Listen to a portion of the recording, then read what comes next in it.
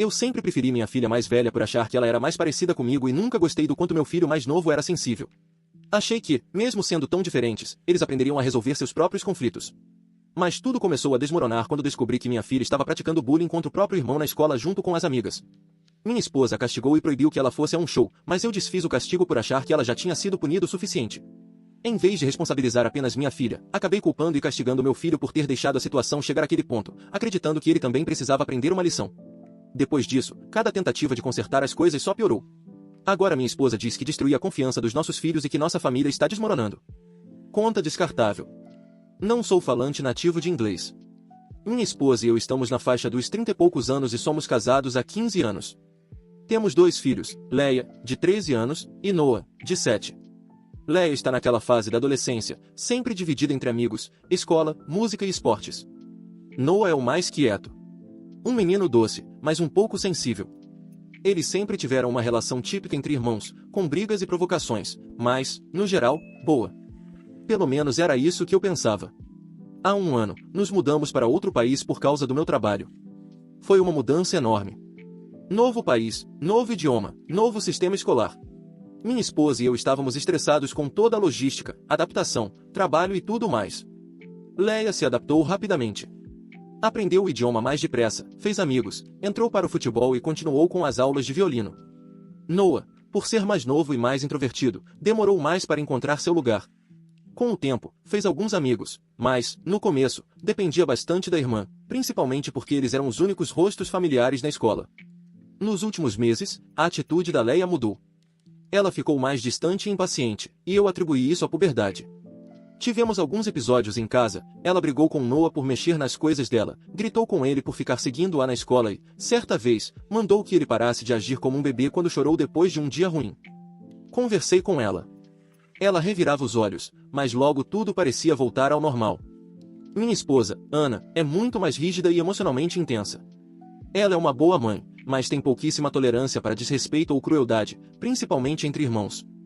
Ela vinha prestando mais atenção ao comportamento da Leia, especialmente na forma como tratava Noah com desprezo. Discutimos algumas vezes. Ana dizia que Leia estava ficando maldosa, e eu respondia que ela só estava sendo uma adolescente típica. Ela sempre acreditou que havia algo mais acontecendo entre os dois, especialmente na escola, mas eu achava que ela estava exagerando. Então chegamos a esta semana. Recebi uma ligação da escola no meio de uma reunião. Disseram que havia um problema envolvendo os 2 filhos. Corri até lá, esperando que fosse algo pequeno. Mas fui chamado para uma sala com a professora da Leia, a vice-diretora e uma orientadora. Eles me mostraram o dever de casa do Noah. Havia um desenho obsceno e vulgar feito nele, claramente com a intenção de humilhá-lo. Era infantil, mas extremamente maldoso. Fiquei em choque. A princípio, sinceramente achei que o próprio Noah tivesse feito aquilo como brincadeira. Ele costuma ser engraçadinho e uma vez desenhou um emoji de cocô em uma prova de matemática. Mas então a professora explicou calmamente que, depois de conversar com vários alunos, descobriram que o desenho havia sido feito durante o recreio pelas amigas da Leia no caderno do Noah, e que Leia não apenas assistiu aquilo como também estava rindo junto. E isso não era tudo. Mais cedo, naquela mesma semana, o grupo da Leia havia colocado chiclete no cabelo do Noah durante o recreio. Noah não contou para ninguém. Apenas foi até a enfermaria, cortaram a parte do cabelo com o chiclete e ele voltou para casa fingindo que nada tinha acontecido. Pelo visto, isso já vinha acontecendo havia algum tempo. Pequenas coisas. Deboche, provocações. E Leia nunca impediu. Ela deixou as amigas praticarem bullying contra o próprio irmão e talvez até tenha incentivado. A escola suspendeu Leia por uma semana por ter permitido bullying. Cogitaram suspender todo o grupo, mas Leia recebeu a punição mais pesada porque a vítima era o próprio irmão. Quando fui buscá-la, ela estava pálida. Ficou em silêncio durante todo o caminho para casa. Eu estava furioso, mas, acima de tudo, confuso. Aquilo não combinava com a menina que eu conhecia. Em casa, sentei com ela e disse que ela havia ultrapassado todos os limites. Não gritei nem perdi a cabeça, mas deixei claro que aquilo não era uma brincadeira inocente. Ela começou a chorar e disse que não tinha sido ideia dela, que não desenhou nada e que as amigas estavam apenas sendo idiotas. Perguntei se ela tinha rido. Ela admitiu que sim. Eu disse que isso já era suficiente. Mesmo sem ter feito o desenho, ela permitiu que aquilo acontecesse com o próprio irmão. Ela atraiu a confiança dele.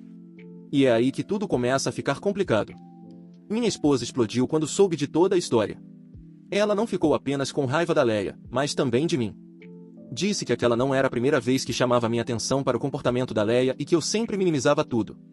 Disse que fiz Noah sentir que sua voz não importava e que eu estava mais preocupado com os sentimentos da Leia do que com o fato de nosso filho estar sendo vítima de bullying da própria irmã e das amigas dela. Ana nem quis discutir. Colocou Leia de castigo por 2 semanas imediatamente. Sem celular, sem televisão e sem atividades extracurriculares.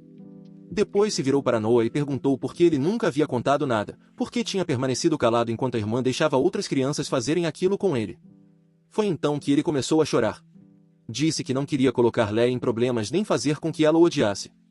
Que achava que aquilo era normal e que não era tão grave. Então Ana disse para Leia, na frente de todo mundo, que Noah tinha medo de se defender porque acreditava que amar alguém significava aceitar ser maltratado. E depois ela fez algo sobre o qual ainda não sei o que pensar. Fez os dois sentarem juntos à mesa da cozinha para conversar. Não foi uma conversa tranquila. Ela obrigou Leia a ouvir enquanto Noah, chorando, explicava o quanto se sentia humilhado na escola. Contou que os colegas passaram a chamá-lo de cabeça fedida depois do episódio do chiclete. Que uma das amigas da Leia disse que ele era adotado e que ninguém o queria. E que Leia riu. Eu não disse nada. Talvez devesse ter dito. Não sei. Mas apenas fiquei sentado e deixei tudo acontecer. Leia também chorava. Mesmo assim, minha esposa não interrompeu. Ela fez Leia pedir desculpas ao irmão em voz alta, não apenas murmurar desculpa. Depois fez Noah prometer que nunca mais esconderia esse tipo de coisa, nem mesmo quando envolvesse alguém da família. Quando tudo terminou, Leia saiu furiosa, bateu a porta do quarto e não falou com ninguém pelo resto do dia. Ela já estava suspensa da escola por 1 semana e agora também estava de castigo por decisão da mãe. Perdeu o celular. Os planos para sexta-feira haviam sido cancelados. Só que eu desfiz esse cancelamento. Naquela mesma noite, disse a Leia que ela ainda poderia ir ao show. Era da banda favorita dela. Os ingressos tinham sido comprados meses antes. Achei que ela já tinha aprendido a lição. Suspensão, bronca pública, lágrimas, não era suficiente? Não contei à minha esposa. Achei que conseguiria resolver sozinho. Meu raciocínio era simples. Ela tem 13 anos. Foi pressionada pelas amigas. Não foi ela quem desenhou. E aquele seria um evento que acontecia apenas uma vez por ano. Achei severo demais tirar justamente algo que ela estava esperando havia tanto tempo, principalmente depois de ela ter pedido desculpas. Esperei minha esposa sair para fazer compras e contei discretamente para Leia. Ela apenas assentiu. Nem pareceu animada. Talvez estivesse se sentindo culpada. Mas agradeceu e voltou para o quarto. Chega sexta-feira. Minha esposa descobre. Leia entra em casa por volta das 10 da noite, feliz, comentando como o show tinha sido alto e como a banda tinha tocado muito bem. Eu estava no sofá fingindo assistir televisão. Ana saiu da cozinha e apenas ficou olhando para ela. Perguntou. Então você não foi para a casa da sua amiga? Onde você estava? Leia congelou. Eu também. Fui ao show. O pai disse que estava tudo bem. Foi como se a temperatura da casa despencasse. Ana olhou para mim e perguntou. Você anulou o castigo que eu dei? Respondi que sim. Calmamente. Disse que achava que Leia já tinha sofrido o suficiente. Que castigo mais suspensão era exagero. Que ela tem apenas 13 anos e cometeu um erro. E que Noah já havia perdoado a irmã. Foi a resposta errada. Ela mandou Leia subir para o quarto. Depois se voltou para mim e disse. Você se importa mais com a diversão da Leia do que com nosso filho aprender que ele importa. E então disse algo que ficou na minha cabeça. Hoje à noite você passou para o Noah a mensagem de que, mesmo quando ele é a vítima, a felicidade da irmã continua vindo em primeiro lugar. Ela não falou mais comigo pelo resto da noite. Na manhã seguinte, a situação piorou. Ana chamou os 2 filhos para a sala. Sentou Noah no sofá e disse que, na segunda-feira, os 2 iriam juntos à escola conversar com a orientadora. Que ele contaria toda a história. Que ela não fingiria mais que aquilo era apenas uma briga normal entre irmãos. Depois olhou para Leia e disse que ela também iria. Não apenas por causa do bullying, mas para pedir desculpas publicamente à orientadora e ao Noah diante da equipe da escola. Disse ainda que, se a escola quisesse colocá-la em um grupo de responsabilização entre colegas, assim seria. Leia perdeu completamente o controle. Gritou que aquilo era humilhante, que nenhum outro pai fazia esse tipo de coisa e que ela já tinha sido castigada. Ana nem piscou. Disse que ela podia gritar o quanto quisesse, mas aquilo não seria resolvido em silêncio. Que ela fez o próprio irmão se sentir invisível e precisava assumir a responsabilidade por isso. Depois tirou dela o violino e o futebol até que a orientadora escolar autorizasse seu retorno às atividades extracurriculares. Ela disse: "Você não pode representar a escola enquanto trata as pessoas como lixo." Eu não disse uma palavra. Queria falar.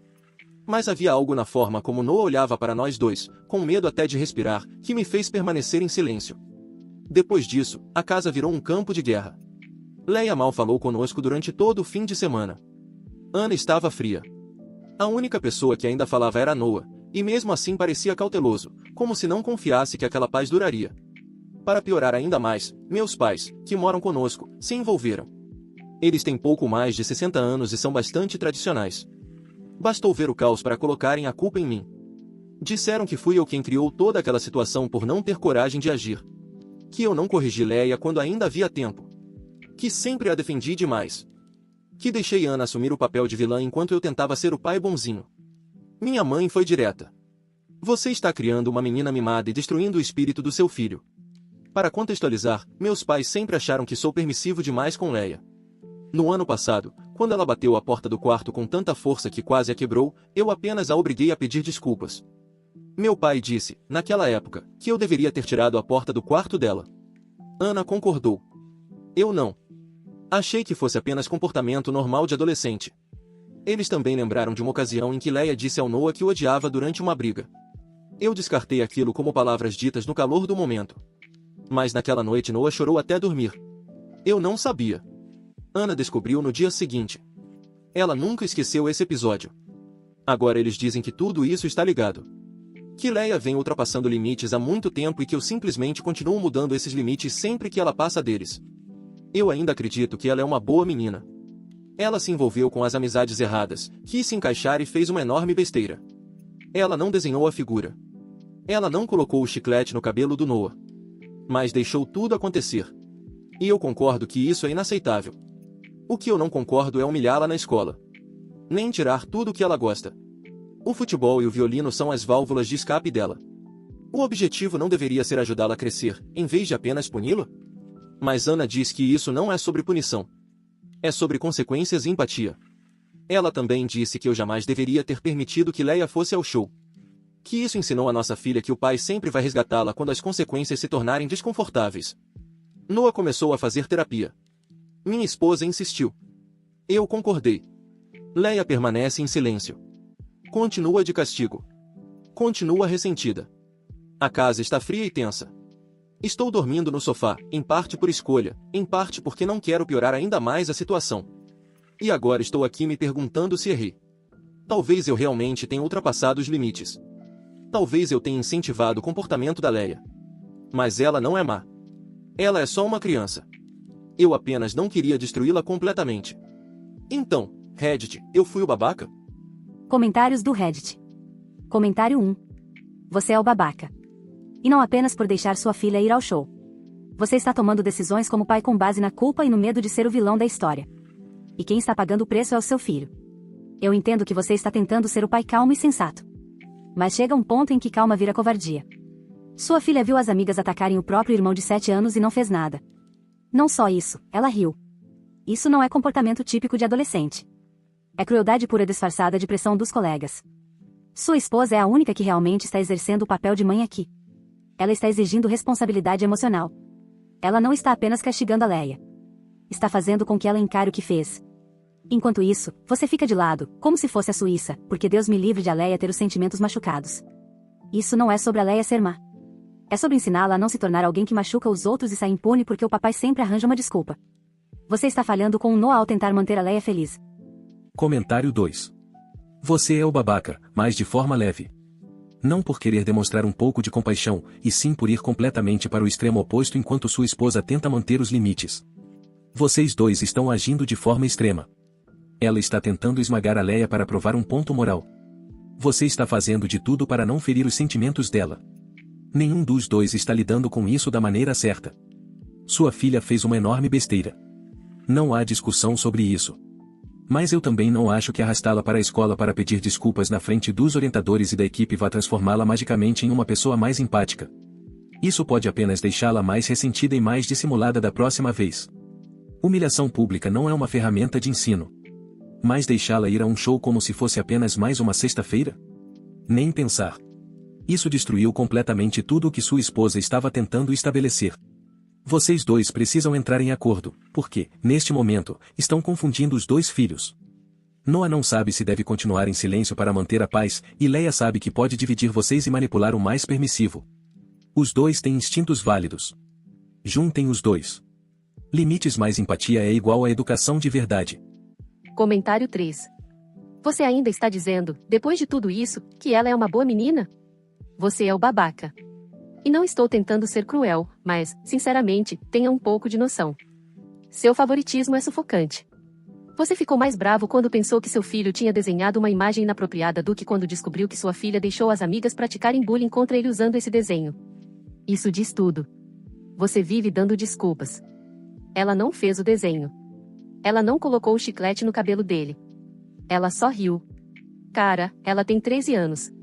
Já tem idade suficiente para saber que isso é errado. E deixou que acontecesse com o próprio irmão. Você está tão desesperado para acreditar que ela continua sendo uma boa menina que está ignorando justamente a criança que está sofrendo. A reação da sua esposa foi extrema. Mas, pelo menos, ela enxerga a realidade. Sua filha não tem responsabilidade pelos próprios atos, não teme as consequências e não demonstra empatia. Isso é culpa sua. E o Noah? Esse menino vai crescer acreditando que a dor dele sempre vem em segundo lugar para manter a paz da família. Que ele precisa proteger quem o machuca porque ela não quis fazer isso. Você está criando um filho para se sentir no direito de tudo e outro para permanecer em silêncio. Isso é brutal. Acorde. Atualização. Bem, eu não esperava que a publicação tivesse tanta repercussão. As mensagens foram duras, eu entendo. Muitos de vocês acham que sou um covarde, um péssimo pai, que favoreço minha filha, que estou falhando com meu filho e por aí vai. Não estou aqui para bancar a vítima. Só quero contar o que aconteceu depois. Então, aqui estão as consequências. Primeiro, as amigas da Leia a abandonaram rapidamente. Depois que a escola a suspendeu e a fez pedir desculpas, a notícia se espalhou. O grupo de amigas praticamente a excluiu. Ela chegou em casa na segunda-feira chorando, dizendo que ninguém queria sentar ao lado dela. Algumas a chamaram de dedo duro por admitir o que aconteceu. Outra garota disse que ela merecia ser humilhada. Ela me perguntou: "Você não colocou os pais delas de castigo? Por que eu?" Eu respondi que aquilo não era sobre as outras crianças. Era sobre as escolhas dela. Ela não gostou da resposta. 3 dias depois, Leia não voltou para casa depois da escola. O celular estava desligado. Começamos a ligar para todo mundo. Finalmente, a mãe de uma colega nos telefonou. Leia tinha aparecido na casa deles dizendo que não podia voltar para casa porque todos a odiavam. Fomos buscá-la de carro. Ela não disse uma palavra durante o caminho de volta. Minha esposa não gritou. Apenas disse: "Você não pode fugir das consequências." Naquela noite, Leia ficou trancada no quarto. Minha esposa mal olhava para mim. É aqui que admito que errei de novo. No dia seguinte, coloquei Noah de castigo. Disse que ele deveria ter nos contado antes o que estava acontecendo. Falei: "Você não pode simplesmente deixar que as pessoas passem por cima de você e depois esperar que os outros resolvam tudo." Tirei o iPad dele por uma semana e disse que precisava aprender a se impor. Ele chorou, e minha esposa perdeu completamente a paciência. Ela disse que eu estava castigando uma criança de 7 anos por sentir medo. Que eu estava culpando a vítima porque não conseguia encarar o fato de que nossa filha havia se tornado uma valentona. Ela arrumou uma mala e levou Noah para a casa da irmã. Disse que não conseguiria viver em uma casa onde a vítima era castigada enquanto a agressora ganhava ingressos para um show. Eu não a impedi. Sinceramente, achei que alguns dias afastados ajudariam a esfriar os ânimos. Depois veio a reunião na escola. O que eu imaginava que seria apenas uma conversa de rotina após a suspensão acabou se transformando em algo muito maior. A orientadora reuniu uma lista de incidentes anteriores e disse que aquela não era a primeira vez que Leia se envolvia em comportamentos problemáticos. Pelo visto, já havia relatos de ela fazer piadas maldosas sobre as roupas de uma colega. Em outra ocasião, empurrou uma menina durante uma partida de futebol e a chamou de lerda. Também houve um episódio em que enviou mensagens anônimas em um grupo da turma na internet. Nada foi grave o suficiente para justificar uma punição formal, mas estava claro que havia um padrão. E eu não fazia a menor ideia. A escola disse que Leia é carismática, mas um pouco controladora. E que alguns professores suspeitavam que ela gostava de exercer poder dentro dos grupos sociais. Também disseram que as amigas não se voltaram contra ela por maldade. Elas estavam com medo de serem prejudicadas junto com ela. Isso me atingiu em cheio. Voltei para casa e contei tudo aos meus pais. Esperava apoio. Recebi exatamente o contrário. Minha mãe disse que estava cansada de me ver estragar tudo. Disse que minha esposa fez bem em ir embora e que passei 13 anos acobertando a Leia enquanto transformava Noah em um fantasma. Meu pai falou pouco. Apenas disse que eu era um covarde. Depois contou que iria se mudar para um apartamento alugado naquele fim de semana. Eles disseram que já tinham suportado o suficiente. Arrumaram as coisas e foram embora no sábado. Até então, minha esposa ainda não tinha voltado para casa. Fui até a casa da irmã dela e pedi para conversarmos. Sentamos dentro do carro. Ela me disse que o único motivo para ainda não ter pedido a separação era porque sabia que eu não era uma pessoa má, apenas fraca. Disse que, se eu não começasse a agir como pai de verdade, ela não criaria os filhos em uma casa onde o silêncio fosse mais importante do que a justiça. Ela voltou para casa na segunda-feira. Levou Noah diretamente para a primeira sessão de terapia depois da escola. Também marcou sessões de terapia familiar sem nem me consultar. Naquela noite, ela me deu uma escolha.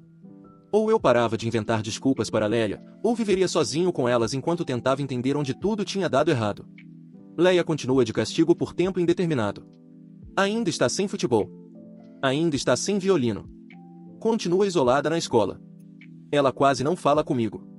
Disse que odeia o fato de todos a tratarem como a vilã. Eu respondi que, até entender por que tudo isso aconteceu, ela não recuperaria as coisas que ama. Não estou aqui para dizer que fiz a coisa certa. Não fiz. Deixei a situação ir longe demais. Preferi a paz à verdade. Quis acreditar que Leia era apenas uma criança cometendo erros. Mas eu estava errado. O estrago é real. Noah está melhor. Ainda é quieto. Ainda é cauteloso. Mas não tem mais medo da irmã. Isso já é um progresso. Quanto ao Reddit, não vou agradecer pelo choque de realidade. Ele não foi gentil. Mas foi merecido e necessário. Essa é a atualização. Ainda não existe um final feliz. Só um monte de pedaços quebrados que estamos tentando reconstruir. Comentários do Reddit. Comentário 1. Você falhou com os dois filhos, mas de maneiras diferentes. Incentivou o comportamento de uma e silenciou o outro. E sua esposa, ela estava sendo mãe de 3 pessoas, da Leia, do Noah e de você. Você só agora começou a alcançá-la. Não fique na defensiva. Não tente consertar tudo às pressas. Apenas faça o trabalho de forma consistente. Deixe a Leia lidar com as consequências sem tentar resgatá-la. Deixe o Noah se reconstruir sem carregar culpa. E deixe sua esposa assumir a liderança por um tempo. Ela tem carregado o peso de tudo isso desde o começo. Você ainda tem um longo caminho pela frente. Continue caminhando. Comentário 2. Cara, no seu post original eu até fiquei um pouco do seu lado. Achei que você era apenas ingênuo, não maldoso. Mas colocar o Noah de castigo? Isso foi um nível completamente absurdo de má educação parental. A vítima do bullying, uma criança assustada de 7 anos, humilhada pelas amigas da própria irmã, e a sua conclusão foi: você deveria ter contado para alguém antes. Você está falando sério? Esse é o tipo de trauma que ele vai carregar por anos. E o desaparecimento da sua filha? Manipulação clássica. Ela sabe usar a culpa e a vergonha como armas, e você continua caindo nisso. Sua esposa e seus pais são os únicos adultos de verdade nessa história. Você ainda está agarrado à fantasia de que a Leia é uma boa menina no fundo. Acorde. Boas crianças não fazem o que ela fez. E, quando fazem algo errado, procuram consertar a situação, não fugir dela. A realidade deu um tapa na sua cara. Não finja que nada aconteceu desta vez. Comentário 3. Sinceramente, essa atualização me deixou triste de uma maneira diferente. Não porque você seja mau ou sem coração, mas porque consigo enxergar que provavelmente você foi criado da mesma forma como está criando seus filhos agora. Em silêncio, evitando conflitos e tentando manter a paz, não importa quem saia machucado. Aquela frase em que seu pai o chamou de covarde. Aposto que não foi a primeira vez que ele falou com você desse jeito. Aposto que é exatamente por isso que você paralisa quando as situações ficam tensas. A diferença é que agora você está sendo obrigado a desaprender tudo isso, e rapidamente. É desconfortável. É confuso. É bagunçado. Mas também é necessário. Você está vendo as pessoas ao seu redor estabelecerem limites porque você não foi capaz de fazer isso. Isso não é sobre a Leia ser um monstro nem sobre o Noah ser frágil. É sobre responsabilidade e maturidade emocional. E você só agora começou essa jornada. Não faça seus filhos pagarem pela bagagem emocional que você nunca resolveu. Continue em frente. Mas não espere aplausos apenas por finalmente ter aparecido. Atualização 2. Já se passaram 6 meses desde minha última publicação. Minha esposa me pediu para não escrever novamente, mas isto não é para justificar nada. É para assumir a responsabilidade. Comecei a fazer terapia. Eu não tinha mais nenhuma desculpa. Minha esposa disse que, se eu não fosse, nosso casamento acabaria. As primeiras sessões foram desconfortáveis. Eu me sentava lá dizendo todas as frases certas. Cometi erros. Quero ser uma pessoa melhor. Mas a terapeuta não se impressionou. Ela disse: você explica sua culpa como se estivesse narrando a vida de outra pessoa.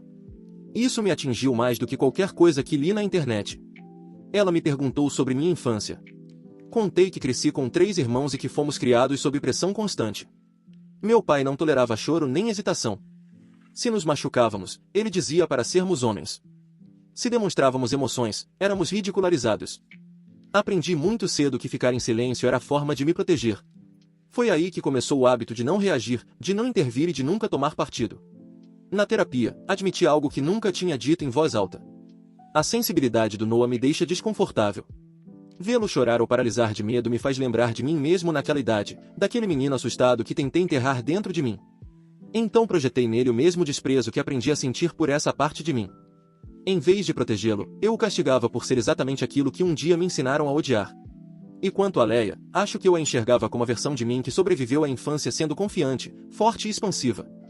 Ela se tornou minha favorita porque representava aquilo que eu achava que deveria ter sido.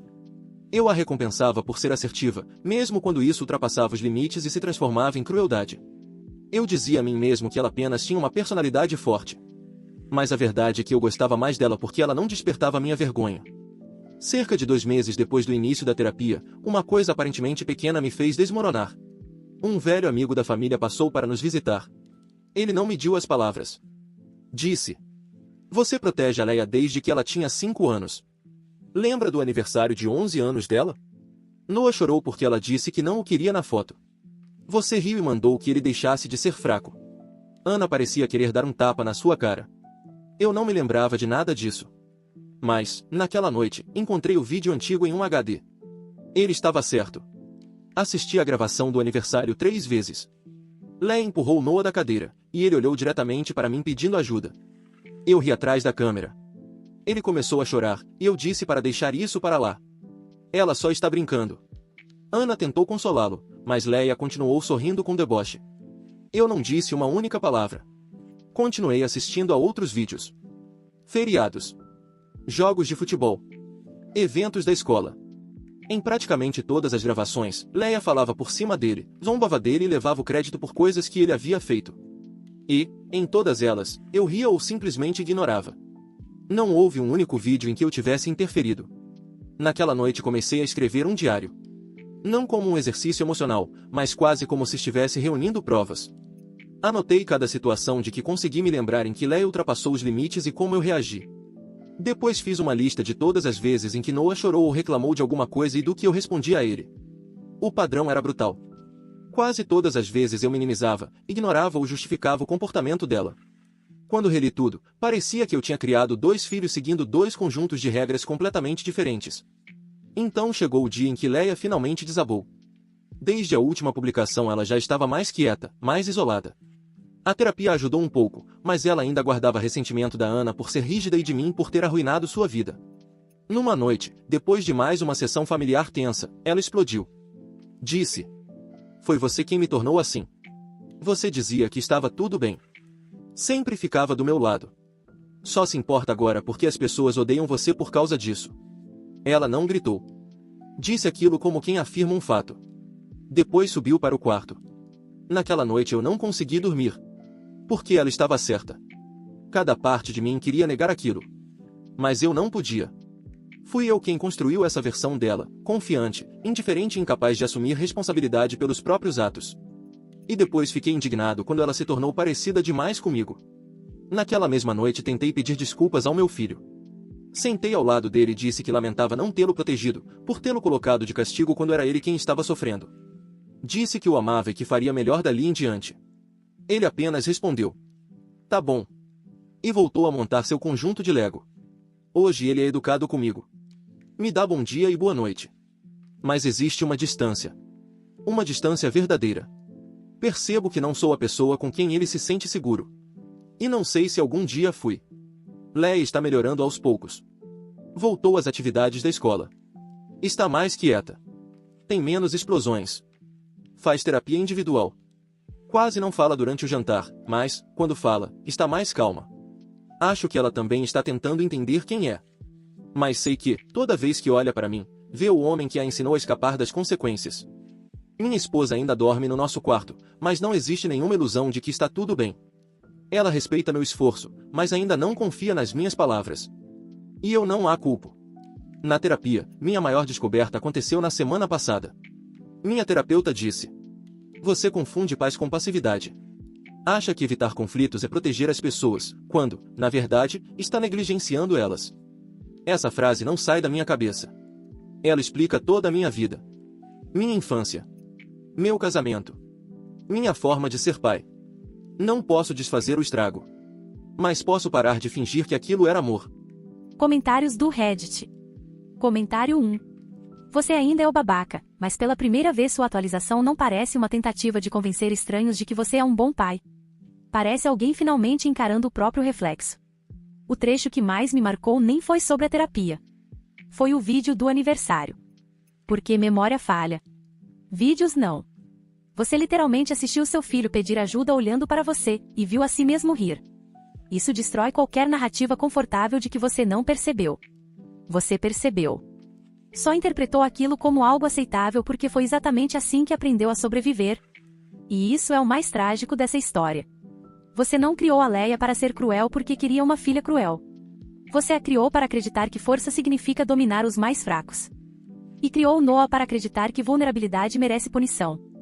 Esses dois aprendizados vieram do mesmo pai? A diferença agora é que você finalmente parou de culpar a adolescência, as amizades, sua esposa, a escola ou qualquer outra coisa. Está olhando para o único denominador comum.